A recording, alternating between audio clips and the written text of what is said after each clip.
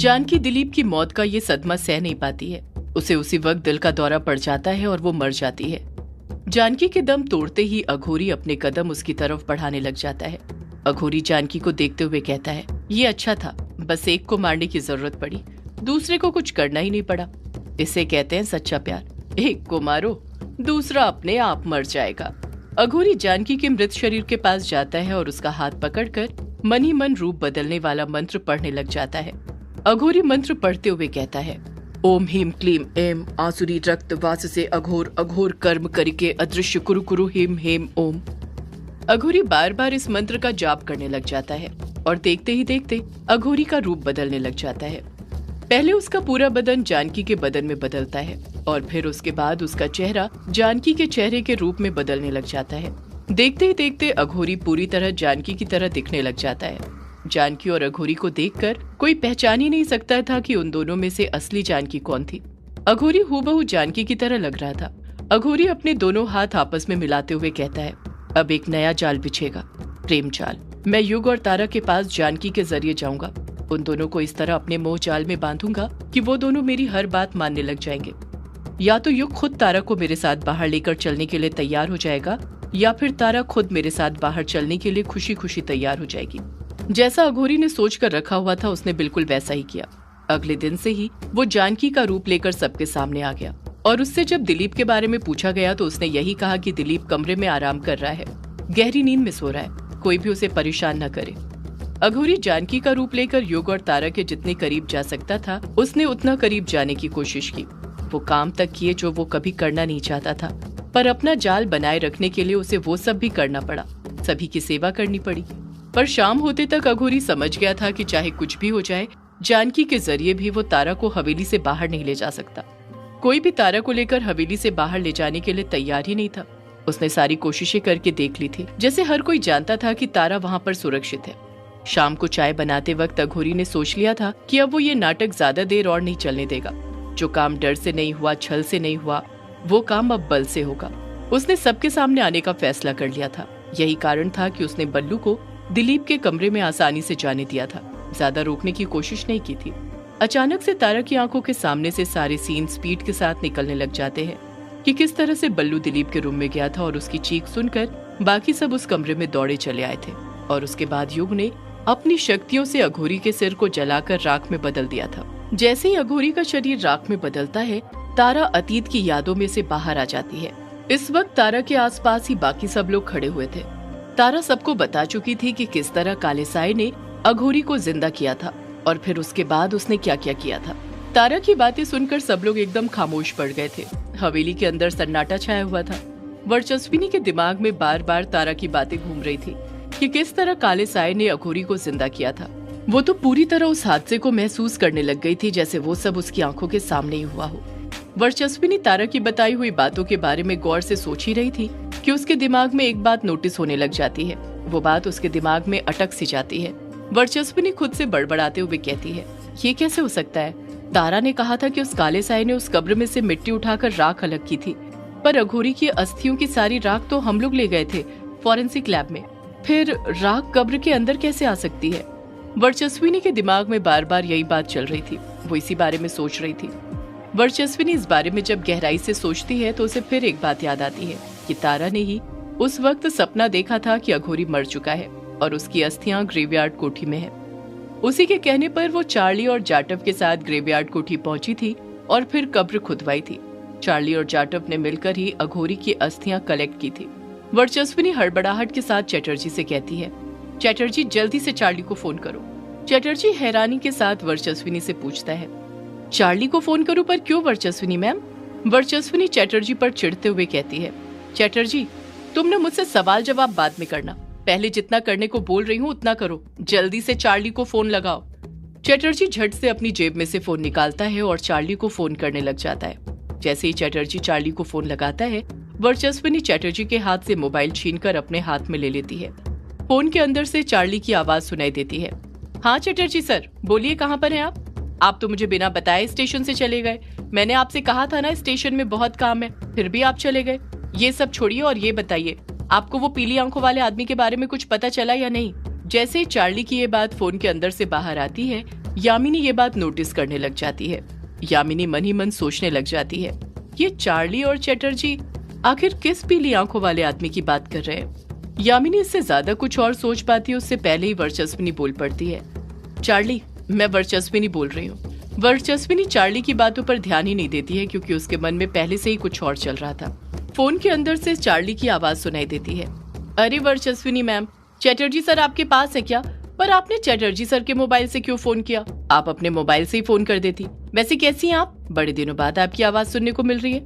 अब तो आप पुलिस स्टेशन आती ही नहीं है। वर्चस्विनी चार्ली पर चिढ़ते हुए कहती है, चार्ली, तुम ये बकवास बातें करना कब छोड़ोगे? तुम अभी तक नहीं सुधरे ना? चार्ली खामोश रहता है, उसकी जरा सी भी आवाज सुनाई नहीं देती है।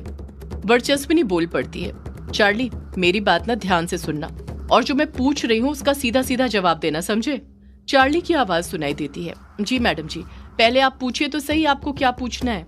वर्चस्विनी चार्ली से अपना सवाल पूछते हुए कहती है, तुम्हें याद है चार्ली, हम लोग तारा को लेकर ग्रेवयार्ड कोठी गए थे और वहाँ पर जब मैंने तुम्हें खोदने के लिए कहा था तो हमें वहाँ अघोरी का सिर और उसकी अस्थियां मिली थी। चार्ली झट से पलट कर कहता है, हाँ मैडम जी, ये बात तो मुझे अच्छे से याद है, मैं इस बात को कभी नहीं भूल सकता। आपने ही तो वहाँ पर खोदने के लिए कहा था और बताइए, हमें वहाँ पर कब्र मिल भी गई थी और आपने आज तक मुझे ये बात नहीं बताई कि आपको कैसे मालूम चला था कि वहाँ पर कुछ है।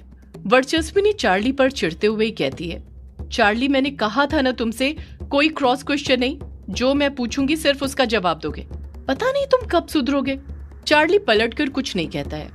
वर्चस्विनी फिर बोल पड़ती है, एक बात बताओ चार्ली, उस दिन तुमने और जाटव ने अघोरी की अस्थियां और उसका सिर अच्छे से निकाला था ना? वहाँ पर कुछ छूट तो नहीं गया था? चार्ली कुछ जवाब नहीं देता है, वो फोन पर ही हकलाने लग जाता है। वर्चस्विनी समझ जाती है कि उस दिन कुछ न कुछ गड़बड़ तो जरूर हुई थी। वर्चस्विनी चार्ली पर दबाव बनाते हुए कहती है, चार्ली, मैं कुछ पूछ रही हूँ तुमसे, मुझे जवाब दो। चार्ली हिचकिचाते हुए कहता है, वो मैडम जी, उस दिन हुआ कुछ यूं था कि जब आप ग्रेवयार्ड कोठी के अंदर चली गई थी ना, तो जाटव और मैं तो बड़े आराम से सारे सबूतों को उस कब्र में से निकाल रहे थे, पर उस अघोरी का सिर देखकर हम डरे हुए थे और फिर वो लाल पोटली जिसमें उस अघोरी की अस्थियां थी, जब हमने वो उठाई तो गलती से ना वो हमारे हाथ से छूटकर कब्र में ही गिर गई थी, जिस कारण अघोरी की कुछ अस्थियां उस कब्र के अंदर गिर गई थी। हमसे जितनी हो सकी उतनी राख तो हमने वापस से उठा ली थी, पर शायद कुछ वहीं पर रह गई थी।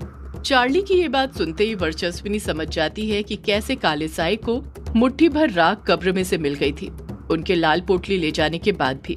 अघोरी की अस्थियों की कुछ राख कब्र में रह जाने के कारण ही काला साया अघोरी को वापस से जिंदा कर पाया था। अगर उस दिन चार्ली और जाटव ने अपना काम सही से किया होता तो काला साया शायद कभी अघोरी को जिंदा ही नहीं कर पाता। वर्चस्विनी चार्ली पर गुस्सा करते हुए कहती है, चार्ली, ये बात तुमने मुझे पहले क्यों नहीं बताई? चार्ली हिचकिचाहट के साथ कहता है, वो मैडम जी, आप हम पर गुस्सा करेगी, इस वजह से ये बात हमने आपको नहीं बताई थी, और वैसे भी इतनी सी तो राख गिरी थी कब्र के अंदर, उससे क्या होने वाला है? वर्चस्विनी चार्ली पर चिढ़ते हुए कहती है, क्या होने वाला नहीं है चार्ली, हो चुका है। तुम्हें जरा सा भी अंदाजा नहीं है कि तुम्हारी इतनी सी गलती की वजह से क्या मुसीबत खड़ी हो गई है। चार्ली कुछ कहने वाला था कि उससे पहले ही वर्चस्विनी बोल पड़ती है, तुम न रहने दो चार्ली, एक काम तुमसे ढंग से नहीं होता, तुम किसी काम के नहीं हो। इतना कहकर वर्चस्विनी गुस्से के साथ फोन कट कर देती है। अब जाकर वर्चस्विनी का मन कुछ शांत हुआ था और उसे समझ में आने लग गया था कि अघोरी की राख कैसे कब्र में से उस काले साए को मिल गई थी।